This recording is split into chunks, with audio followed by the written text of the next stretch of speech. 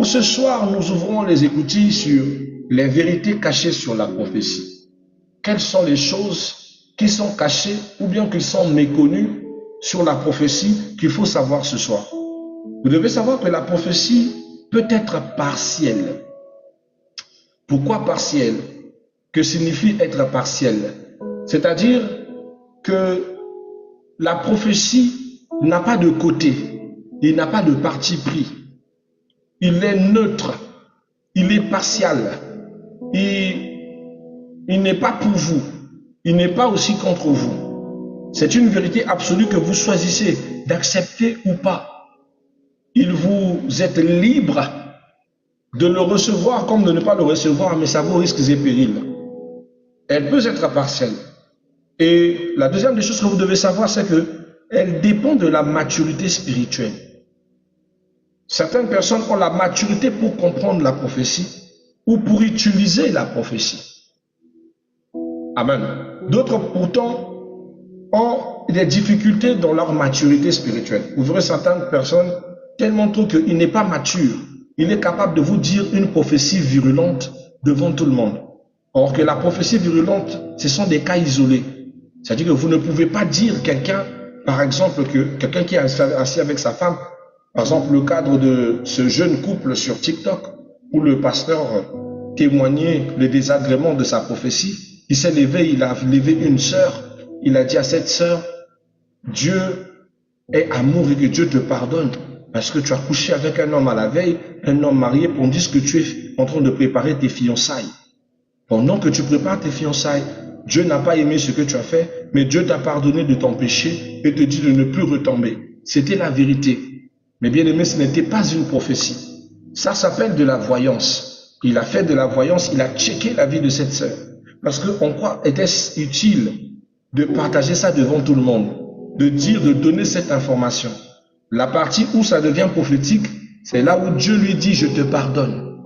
Le pardon de Dieu est le langage prophétique.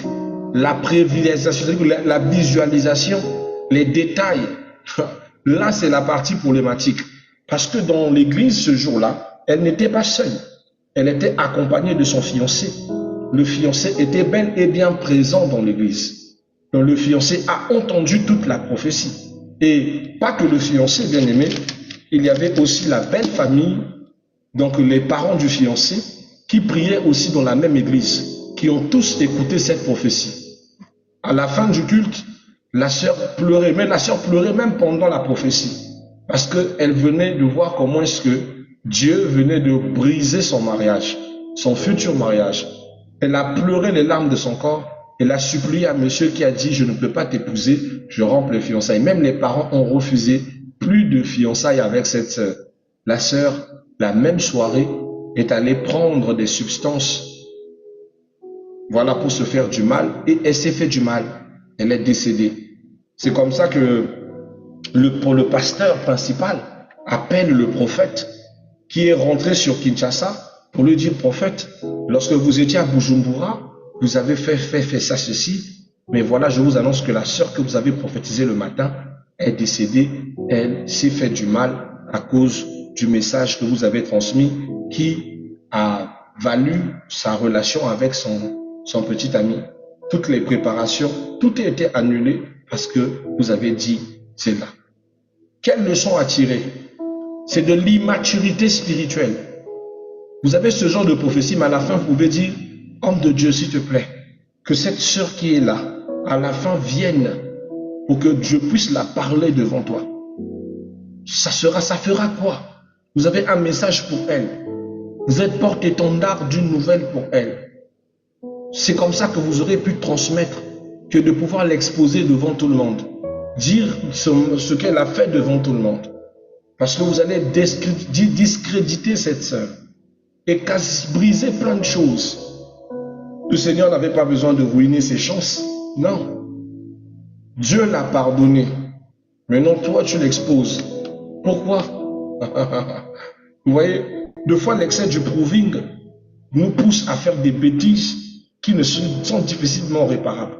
Donc, les immatures dans la prophétie pensent que tout endroit est un endroit exerçable par la prophétie. Tandis que les matures savent à quel moment faut-il transmettre, à quel moment faut-il apporter le message. Sauf si c'est une ordonnance directe de la part du Seigneur. D'accord? La maturité veut aussi de respecter les dons des autres. Un prophète doit savoir une chose essentielle.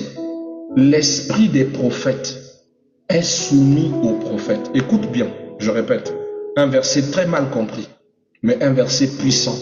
L'esprit des prophètes est soumis aux prophètes. Quand on parle de l'esprit des prophètes, c'est une dimension plus puissante. Tu es prophète, mais tu dois savoir que chaque prophète ou toute l'émanation des prophètes est accompagnée par l'esprit des prophètes, de tous les prophètes qui ont exercé par puissance. Voilà pourquoi chaque serviteur de Dieu vit toujours une forme de pression à l'image d'un prophète majeur. Ça peut être ceux qui nous ont précédés tels que la présence élistique ou encore moïsique ou encore Ésaïe. C'est-à-dire tout va dépendre de la position que tu as. Et cet esprit est soumis au prophète pour la portée et la nécessité de l'instant même. Ce sont des choses qui ne sont pas exotériques, mais qui sont liées à la portée spirituelle du don de prophétie. Le don de prophétie est comme un don chamanique. Elle s'accompagne de toutes les puissances des esprits de tous les prophètes authentiques qui ont exercé à l'instant même pour en donner la puissance. Vous comprenez? Donc, ce n'est pas des choses que vous devez prendre à la légère. Voilà pourquoi le prophète, c'est quelqu'un de bipolaire. C'est quelqu'un que le moral n'est pas toujours stable, très colérique, insocial. Des fois, pas trop colérique, mais à un moment, il est dégoûté, à un moment, son humeur change. Il est immaîtrisable. C'est difficile, moi, quand j'entends qu'un prophète social qui va cueillir des mondes, la prophétie, ça pèse sur les épaules. Ça pèse sur la conscience et sur le mental. Vous pensez qu'un homme comme Jean le Baptiste va se lever un matin comme ça, il va devenir, il va porter des sacs en haillons, il va se comporter comme un huluberlu? C'est la prophétie. La prophétie, c'est tellement fort que ça te dit, tu ne vas pas faire ceci, tu ne vas pas faire cela, tu ne vas pas te laver, tu vas rester comme ça, tu ne vas pas te raser. Je viens du vœu de Nazir, non? Où j'avais mes longs cheveux. Pas blaguer avec ça. Je dis, tu restes comme ça. Et je le connais des gens qui sont Nazari jusqu'à aujourd'hui qui sont dans le vœu de Nazir. Moi, aujourd'hui, je peux me raser tranquillement. Donc, ne blaguez pas avec ce qu'on appelle réellement un prophète. Je dis réellement un prophète. Amen. Il y a des gens qui blaguent. Nous avons un grand prophète ici au Congo que les gens souvent se moquent. Ils critiquent. Il dit du mal de ce prophète à cause des problèmes ethniques ou des situations sociopolitiques. Il a sa mission. Je prends juste un exemple de ce prophète, le prophète William. Ici au Congo. Bien aimé, un jour le Seigneur me réveille, il me dit, tu vas à la convention de William. Je dis, Seigneur, depuis je vais faire quoi avec ce monsieur, avec tous ses cheveux, ses barbes sales et tout. Il me dit, tu y vas. Il a un message pour toi. Mais papa, on ne se connaît pas. Il m'a dit, va. Quand tu vas arriver, donne ton nom à la porte. Tu dis, je m'appelle l'apôtre Chris Ben Wamba. Je viens pour le prophète William. Et je suis arrivé. Sa convention se passait au stade Ornano. Non, c'était plutôt au stade Marchand. Et quand j'arrive au stade Marchand, je demande l'accès à ces backstage. Ces gens se disent non, vous ne pouvez pas voir le prophète, il est en train de se préparer. Et je dis, je viens de sa part. Dites-lui que c'est l'apôtre Chris Ben Wamba. Dites-lui que c'est l'apôtre Chris Ben Wamba. Dès que j'ai prononcé mon nom, ils m'ont dit, oh, mais le prophète vous attend. Moi-même, je me suis étonné. On ne s'était jamais vu avec le prophète. Comment est-ce qu'il savait? Or qu'il avait déjà donné des ordres à la porte de son backstage pour que son service de sécurité, dès qu'ils entendent mon nom, me fasse rentrer. Je vous dis, j'ai été dépassé. Là, on est dans ce qu'on appelle la prophétie. C'est un acte suspendu dans le futur. Ça n'a rien à voir avec de la voyance. Dieu a donné des détails précis. Va, tu vas trouver. Et ça s'est fait tel. On m'a fait rentrer dans ses backstage. Quand je suis arrivé devant lui, il est venu, il m'a pris dans ses bras. Il m'a dit, je suis tellement content de te voir, Chris. Ça va? Tu vas bien? Je dis, mais pourquoi ce monsieur? Il m'appelle par mon prénom au lieu de m'appeler par mon titre ministériel. J'ai dit, je vais bien, prophète. Il dit, oh, pas de ça avec toi et moi. Peut-être que tu ne le sais pas, mais j'ai envie de te le dire. Toi, tu es mon neveu. J'ai dit, ah, je suis ton neveu, comment? Il dit, oui, je suis le cousin de ta mère. Je suis natif de Makwa. Voilà. J'ai dit, oh, ah bon?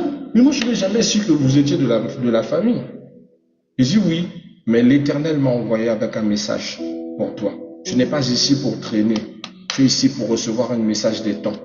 Bien-aimé, les choses qu'il m'a dit, j'avais la sueur, les sueurs froides sur le dos. Et j'avais la paix dans mon cœur. J'étais impacté par son don au point où mes yeux se sont ouverts et j'avais une prophétie aussi pour lui. Dès qu'il parlait, l'Éternel me parlait. Il me dit, tu lui dis ceci. Mais là où il y a l'esprit des prophètes, il y a une émanation qui va se passer là. Là où deux prophètes se rencontrent, les esprits des prophètes se manifestent à l'instant. Et tous ceux qui nous entourent reçoivent une impactation de friction. Ces gens qui étaient autour de lui, son service prophétique est tombé en transe et ont commencé à prophétiser sur les gens sur l'espace. C'était tellement puissant que moi je me disais, mais on est venu faire, ouh là là, c'est trop fort. C'était face à face avec un vrai prophète. Mais ne blaguez pas. Il a fini de me parler, l'Éternel me dit, après que tu finis, dès que tu vas dire le dernier amen de la soirée, ne monte pas dans ton véhicule, tu vas prendre un taxi. Ton véhicule sortira le premier temps en taxi. Tu prends le chemin de Mazala, au lieu de prendre le chemin pour aller à Talangaï. Tu vas aller direct pour aller prendre ta route pour se retrouver à 45 km. Si tu t'arrêtes à Kintele, on va te faire du mal. On t'attend en embuscade, tu vas mourir. Et c'est ce qui s'était passé. On a voulu le tuer après cette conférence-là. On a envoyé des gens. Il y a eu même des morts. Quelqu'un m'entend? Bref, retournons à nos mots étants. Je vous dis, ne blaguez pas avec le domaine prophétique. C'est quelque chose de puissant. C'est quelque chose de puissant. De puissant. Amen. La prophétie peut être partielle, on a dit, elle dépend de la maturité spirituelle. Elle peut être mal interprétée. Je dis, elle peut être mal interprétée. Surtout, ce monsieur a toujours été très très mal interprété. Surtout quand il élevait les prophéties sur la nation, qui s'accomplissait. Mais tu avais toujours quelqu'un qui venait dire, oh, c'est pas un vrai prophète, patati patata, salir le monsieur d'autrui. Mais le temps lui a toujours donné raison. Le temps lui a toujours donné raison. Nous rendons grâce à Dieu. Alléluia. Donc je disais tantôt que la prophétie pouvait être mal interprétée. Ça peut être par le prophète lui-même, qui au lieu de pouvoir amener la prophétie et l'interpréter selon la guise de l'esprit, il se laisse par sa propre sagesse mal interpréter une prophétie et se rend plus tard par les conséquences qu'il avait mal comprises. Voilà pourquoi, bien aimés, prophètes, soyez toujours sûrs de ce que vous êtes en train de faire. N'agissez pas épileptiquement. Demandez à Dieu de vous aider dans la compréhension, de savoir qu'est-ce que vous êtes censé aller faire. Moi, j'aime pas les 10 000 questions. Je suis un messager, je viens, je te dis, shalom, sœur Rosine, Dieu m'a dit de te dire ceci, je me lève, je m'en vais. Ou je m'arrête là. Je fais de mon mieux que le message soit concis et clair pour que tu comprennes. Maintenant, si je me mets maintenant à donner des interprétations de ce message, je vais commencer à ajouter ma compréhension. Et ma compréhension peut t'emmener à sortir hors du prophétique. Parce que la compréhension, c'est ta part. Mais tu ne peux pas ajouter un plus sur la pensée de Dieu. Moi, je trouve ça dégueulasse. D'accord? Et une autre chose, bien aimé, sur la prophétie, c'est que elle demande l'humilité. Mais malheureusement, vous retrouverez des prophètes qui ont ce défaut d'humilité. C'est pas souvent de leur faute. Vous savez, l'excès de gloire, l'excès de puissance que génère souvent la prophétie te donne une forme d'impression que tu deviens comme Dieu. Mais tu n'es pas Dieu. Donc ne sombrez pas dans l'orgueil, ne vous soulevez pas des êtres à part. C'est à cause de ça que moi, j'ai toujours demandé à l'esprit la joie. Et c'est ainsi que quand l'Esprit de Dieu me saisit, au lieu de prendre un air hautain, j'entre dans la joie. Je suis un porteur de joie par la grâce de Dieu. Je souris et je cherche à te faire sourire. Que l'Esprit de Dieu par mon sourire touche plusieurs. Nous avons un frère dans le Seigneur qui m'a dit, papa, j'aime votre sourire. Pendant l'Esprit de Dieu, quand il vous fait sourire, des fois je sens que moi-même, ma peine disparaît. Et je souris, je ne sais même pas pourquoi je souris. C'est tellement contagieux que ça me fait du bien. Et je ressens le message dans la joie. J'ai dit, je rends grâce à Dieu. Mais ce n'était pas facile. Je ne savais pas sourire quand je n'exerçais que la prophétie. Avant d'être consacré, moi je n'ai jamais su que je serais apôtre. Parce que tout le monde à l'église, où on était à la communauté, à la CMCU, tout le monde savait que je finirais prophète. Je ne souriais pas. Je ne souriais pas. Et l'esprit des prophètes me menait à un niveau où je devenais tellement drastique. Moi, je ne sais même pas quel genre de personne je devenais. Ça ne me plaisait pas. Que tout le monde se disait que celui-là va terminer prophète. Mais pour que la prophétie soit plus une vocation que mon appel, ça me dépasse. Ce jour-là, il me dit, je fais de toi apôtre de l'unité. Nous étions à la montagne du Mont Cardinal quand le Seigneur a dit ces mots pour la première fois. Et en 24 septembre 2007, lorsque j'ai reçu ma consécration à la CMCU. Donc vous voyez, c'est les choses de Dieu. C'est les choses de Dieu. D'accord, mes chers bien-aimés? Donc, ne laissez pas, ne vous trompez pas. La prophétie, c'est un art des humbles. Si tu es humble, tu iras loin avec ce don. Si tu es orgueilleux, tu seras poussé par la rage et la colère et la cupidité et tu perdras ce don. D'accord? Elle n'est pas un statut, mais c'est un service. Mais nous, aujourd'hui, on prend la prophétie comme un statut. Être prophète devient un statut. Le prophète intel, le prophète des nations, char de feu, le papa des papas, le Christ dit que je descende et qu'il croisse.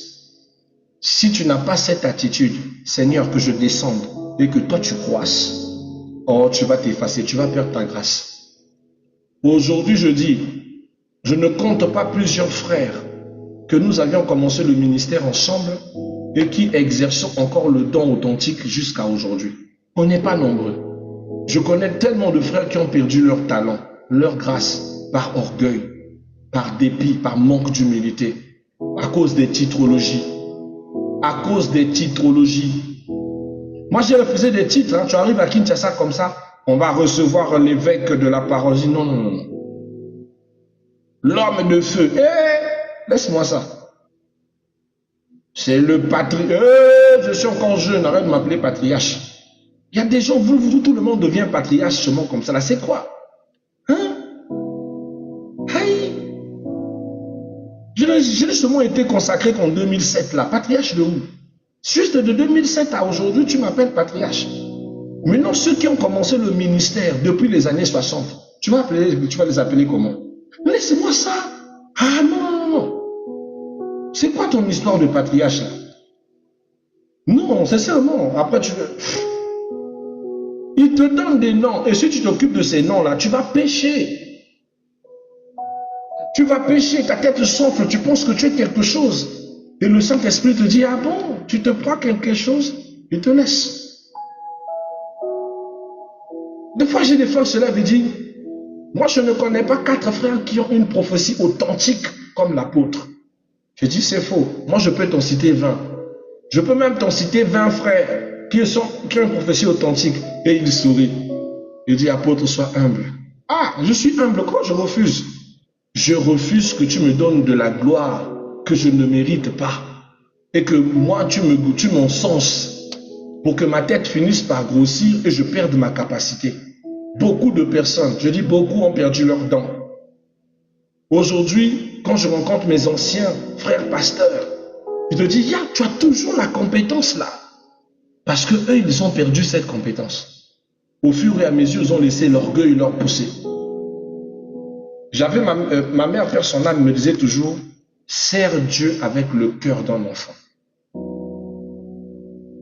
Je répète, écoute ça, je veux que tu gardes ça comme conseil.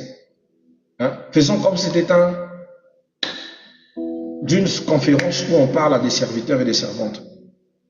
Sers Dieu avec le cœur d'un enfant. Tu vois le cœur d'un enfant, tout ce qu'il fait, c'est pour faire plaisir, pour animer, pour faire rire.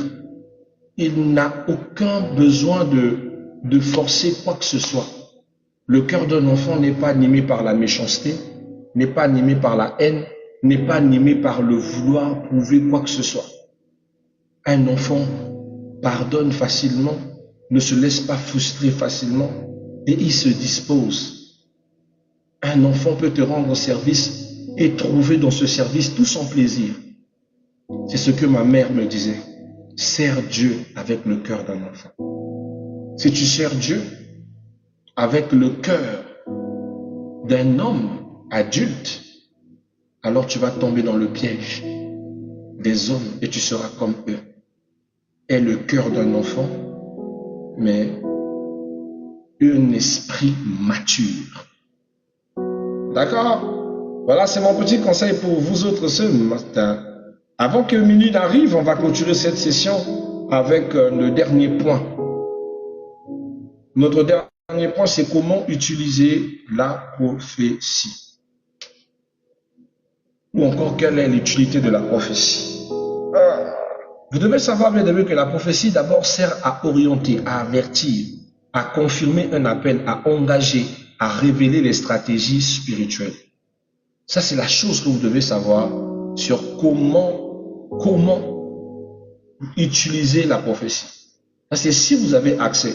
Mais je vais prévoir, je pense, le tome 3 pour vous parler de comment aspirer au don de la prophétie et la mettre en pratique dans les conditions même de la spiritualité, parce que c'est très important. N'est pas prophète par ignorance.